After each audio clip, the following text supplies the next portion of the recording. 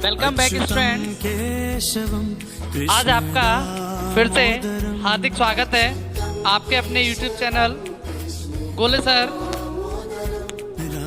तो बेटा चैनल को आप अधिक से अधिक सब्सक्राइब करें, शेयर करें, लाइक करें और कमेंट करें, जिससे आपको नए नए नोटिफिकेशन मिलते रहें और आपको अगले आने वाले टॉपिक साथ साथ प्राप्त होते रहें। डियर स्टूडेंट्स, जैसा कि आपको ये अगला जो टॉपिक हम बताने जा रहे हैं ना, उस टॉपिक से रिलेटेड ये रियल प्रैक्टिकल आपको बताएंगे, जिसमें आप ढेर सारे आंसर को देख पा रहे हैं। ये आंसर जो आप देख रहे हो वो अमरूद का एक फूल है, जिसमें आप कितने सारे आंसर को प्रॉपरली देख रहे हो। तो अमरूद के बारे में हम आपको बताना चाहेंगे थोड़ा सा कि अमरूद का जो बॉटनिकल नेम होता है वो है सीडियम गुआवा। सीडियम गुआवा ए मिट्सी फैमिली का एक पौधा है। तो अमरूद की जो सबसे पहले ऑरिजिनेशन यानी कि जो उत्पत्ति हुई थी वो वेस्ट इंडीज से हुई है, वैज्ञानिकों के अनुसार ऐसा माना जाता है। और अमरूद एक ऐसा फल है जिसमें आपको बॉडी के लिए जो एसेंशियल कंपाउंड्स हैं वो प्रॉपर मात्रा में, यानी कि एसेंशियल न्यूट्रिएंट्स हैं, वो आपको प्रचुर मात्रा में मिलते हैं। वैज्ञानिकों या डॉक्टरों के अनुसार ऐसा माना जाता है यदि इसको एक पेट सुबह खाली पेट खा लिया जाए तो आपके डाइजेशन में भी काफ़ी मदद करता है, क्योंकि अमरूद में जो पाए जाने वाले एसेंशियल एलिमेंट हैं वो है carbohydrate, sugar, fibre, fat, protein, vitamin A, beta carotene, thiamine, riboflavin, niacin जिसे हम विटामिन B3 कहते हैं, फॉलिएट विटामिन B9 के नाम से जानी जाती है, vitamin C, vitamin K, calcium, iron, magnesium, manganese, phosphorus, potassium, sodium, जस्ता, और इसके अलावा इसमें रहता है एक और एसेंशियल कंपाउंड लाइकोपीन। तो ये बॉडी के लिए इतने सारे एलिमेंट प्रचुर मात्रा में हमें मिलते हैं। तो अब हम आपको जो स्ट्रक्चर बताने जा रहे हैं, जो नया टॉपिक आपको देखने को मिलेगा वो एंथर, यानी कि अगर कहा जाए तो इसे हम एंड्रोसियम के नाम से भी जानते हैं। एंड्रोसियम जो है ना 3 भागों से मिलकर बनता है आपका। फर्स्ट एंथर, जैसे कि आप डायग्राम में प्रॉपरली देख पा रहे हो कि ऊपर की तरफ जो उभरी हुई छोटी छोटी गोल गोल संरचना देख रहे हो वो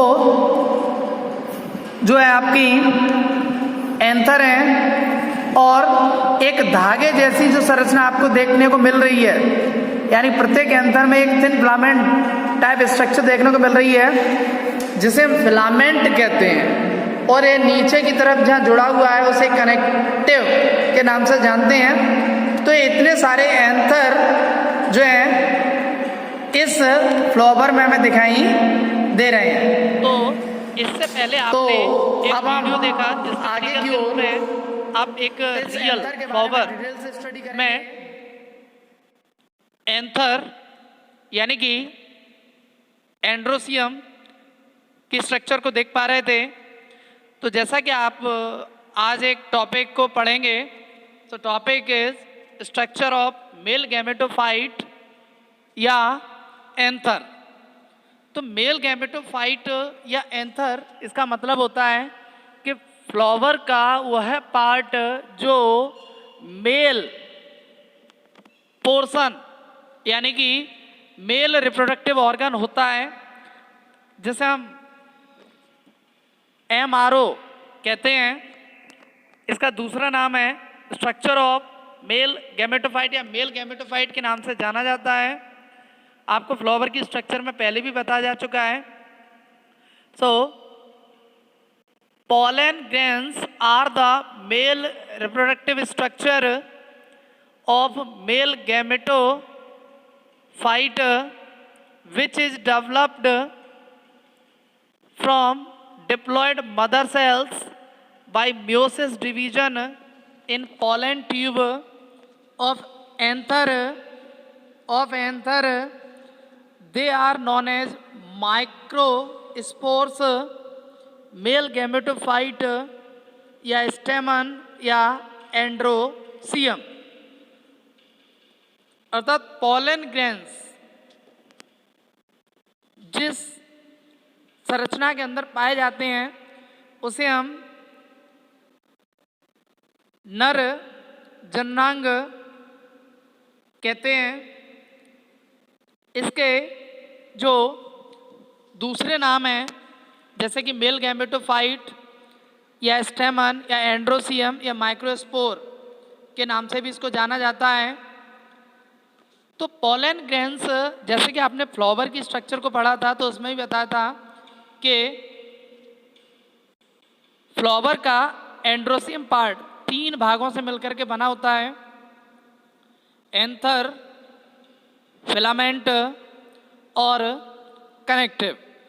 ये आपको अभी फ्लावर का जो डायग्राम दिखाया था उसमें भी आपको प्रॉपरली समझ में आया होगा कि फूल का हुआ भाग जो नर जननांग होता है जिसे हम एंड्रोसियम कहते हैं, तो उसी में एक ऊपर की तरफ उभरी हुई गोल संरचना पाई जाती है जिसे एंड्रोसियम से कनेक्ट किया रहता है या जुड़ा रहता है, और इसमें ऊपर की जो संरचना है गोल उसे एंथर कहते हैं। तो आज हम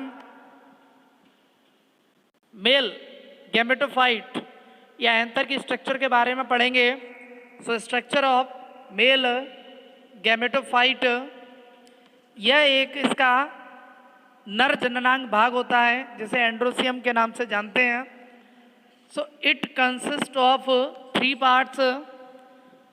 first is anther, second filament and third is connective. तो एंड्रोसियम के 3 भाग पाए जाते हैं, पहला है एंथर, दूसरा है फिलामेंट और तीसरा है कनेक्टिव। तो प्रत्येक फ्लावर में जो एंड्रोसियम है, एंड्रोसियम में सबसे ऊपर की तरफ जो उभरा हुआ पोर्शन यानी कि जो गोल भाग दिखाई देता है उसे एंथर कहा जाता है, जिसके बारे में हम डिटेल से स्टडी करेंगे। तो अभी आपको बताएंगे कि एंथर में क्या क्या चीज़ें हमें दिखाई देती हैं। और दूसरा भाग जैसा कि आप देख रहे हो कि फिलामेंट, तो एंथर से नीचे की तरफ एक थिन फिलामेंट यानी कि एक पतले धागे नुमा संरचना पाई जाती है जिसे फिलामेंट कहते हैं, जो इसको जोड़ने का कार्य करता है। और तीसरा है कनेक्टिव, यानी कि एंथर और फिलामेंट को जो जोड़ने वाली संरचना है उसे हम कनेक्टिव कहते हैं, जो फ्लावर के निचले हिस्से में जुड़ी रहती है। यानी कि एक प्रकार से कहा जाए थैलेमस पाया जाता है, वहाँ पे ऑलमोस्ट इसकी स्ट्रक्चर कंप्लीटली अटैच रहती हैं। तो अब हम आपको एक फ्लावर का डायग्राम बताएंगे। इस डायग्राम में आप समझ सकते हो प्रॉपरली कि किस जगह पे एंथर की पोजीशन रहती है। तो आपके सामने एक फ्लावर का डायग्राम इंडिकेट किया जा रहा है जिसमें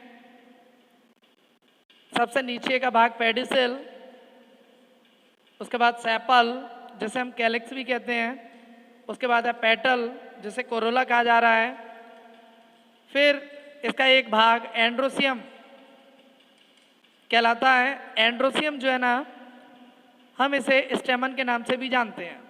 तो इसमें ऊपर की तरफ जो ब्लू टिक से देख पा रहे हो जिसे एंथर कहा जा रहा है, तो एंथर की जो स्ट्रक्चर है वो काफ़ी कॉम्प्लिकेटेड होती है, जिसे आप एक दूसरे डायग्राम में देख रहे हैं के सबसे ऊपर की तरफ जो गोल संरचना दिखाई दे रही हैं उन्हें हम एंथर कह रहे हैं, और नीचे की तरफ जो धागे जैसी संरचना है उसे हम फिलामेंट कहते हैं।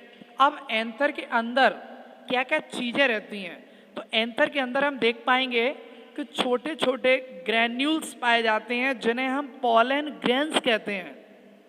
छोटे छोटे ग्रैन्यूल्स पाए जाते हैं जिन्हें पॉलन ग्रेन्स कहते हैं। ये पॉलन ग्रेन्स जब ट्रांसफ़र होते हैं तो इस प्रोसेस को हम पॉलिनेशन कहते हैं। तो ये पॉलन ग्रेन्स जो हैं एंथर के अंदर फिल रहते हैं। अब एंथर के अंदर आपको एक चैम्बर दिखाई देगा जिसे पॉलन चैम्बर कहते हैं, यानी कि पॉलन चैम्बर जो है पॉलन ग्रेन्स को कंटेन करता है। तो नीचे वाली जो स्ट्रक्चर है उसे फिलामेंट पहले ही बताया जा चुका है। So first point is anther. It is the uppermost part of stamen, many chamber situated inside, which is called pollen chamber. Each pollen chamber filled with pollen grains. Pollen chamber separate to each other through suture, यानी कि anther प्रत्येक स्टेमन का सबसे ऊपरी भाग होता है जिसे एंथर कहते हैं, और इस एंथर में अंदर की ओर कुछ पॉलन चैम्बर पाए जाते हैं। ये पॉलन चैम्बर पॉलन ग्रेन्स के द्वारा फिल्ड रहते हैं, यानी कि भरे हुए रहते हैं। प्रत्येक पॉलन चैम्बर को एक दूसरे से एक लाइन के द्वारा अलग किया जाता है और उस लाइन को सूचर कहा जाता है।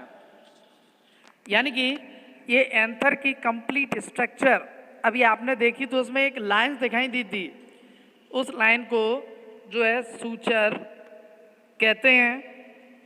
इसके बाद इसका जो सेकंड पार्ट है जिसे फिलामेंट कहते हैं, तो फिलामेंट प्रत्येक एंथर से कनेक्ट रहता है। जैसे कि स्टार्टिंग में भी आपको इंडिकेट किया गया था कि एक धागे जैसी जो संरचना पाई जाती है उसे हम फिलामेंट कहते हैं। So second part is filament. It is the lower part of the male gametophyte.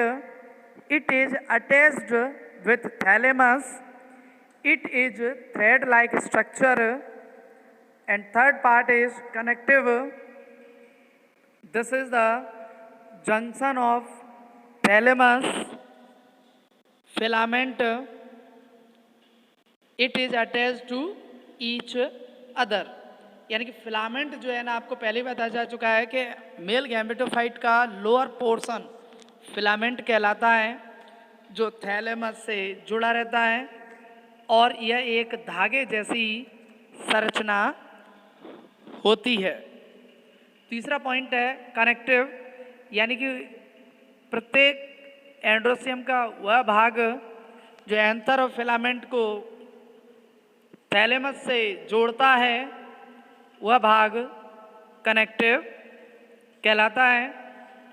अब आप यहाँ एक और डायग्राम देख पाएंगे जिसमें ये चीज़ प्रॉपर क्लियर हो जाएगी। जैसे कि आपको डायग्राम में दिखाया गया है कि सबसे ऊपर का जो उभरा हुआ भाग है वो एंथर कहलाता है। उसके बाद उसके सेक्शन को काटा गया है, ये पॉलन सैक या पॉलन चैम्बर कहलाते हैं। इसके बाद इसके अंदर जो है ना छोटे छोटे ग्रैन्यूल्स भरे रहते हैं, उन्हें पॉलन ग्रैन्यूल्स कहते हैं। और नीचे की जो स्ट्रक्चर देख पा रहे हो उसे हम फिलामेंट कहते हैं। और दूसरे डायग्राम में देख रहे हो कि ऊपर का जो भाग है वो एंथर है और बीच का भाग फिलामेंट और तीसरा थ्रेड लाइक स्ट्रक्चर कनेक्टिव कहलाता है। और इसके अंदर पोलन चैम्बर और पोलन ट्यूब इंडिकेट किए गए हैं, जिसे सूचर के द्वारा सेपरेट किया गया है, जिसके अंदर जो है छोटे छोटे ग्रैन्यूल्स भरे रहते हैं। उन ग्रैन्यूल्स को जो है पोलन कहते हैं। तो बेटा उम्मीद करते हैं कि आपको ये पूरा स्ट्रक्चर ऑफ मेल गैमेटोफाइट समझ में आया होगा और एक नया टॉपिक नए वीडियो में मिलेगा। तो बेटा उम्मीद करते हैं कि आपको ये टॉपिक भी बहुत अच्छे से समझ में आया होगा कि क्लास 12th बायोलॉजी का विशेष टॉपिक है जो एग्जाम के लिए मोस्ट आईएमपी है। सो इसके बाद हमेशा की तरह वही आपके लिए एक मोटिवेशनल थॉट के जिसमें उम्मीद है कि आपको बहुत अच्छी चीज समझ में आएगी कि बेटा यदि आपने अपनी स्टूडेंट लाइफ को निखार लिया, यानी कि इसमें जितना संघर्ष कर लिया उतना ही उसका अच्छा परिणाम मिलता है। तो किसी महान व्यक्ति ने कहा है कि जिंदगी जीना आसान नहीं होता, बिना संघर्ष के कोई महान नहीं होता। जिंदगी जीना आसान नहीं होता, बिना संघर्ष के कोई महान नहीं होता। जब तक ना पड़े हथौड़े की चोट पत्थर पर, जब तक ना पड़े हथौड़े की चोट पत्थर पर, वो पत्थर भी भगवान नहीं होता। तो मिलते हैं अगले वीडियो में एक नए टॉपिक के साथ। Thank you for watching.